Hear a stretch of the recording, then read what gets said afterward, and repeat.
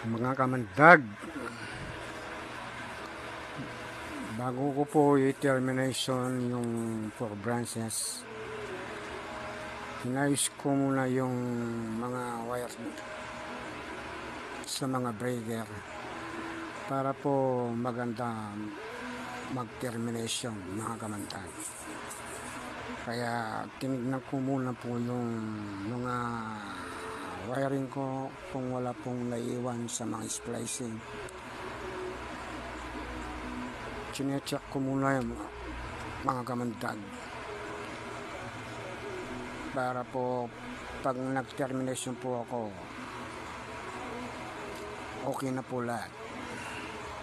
Kaya bago po ako mag-termination, iniikutan ko muna po yung mga wiring kung wala pong problema, baka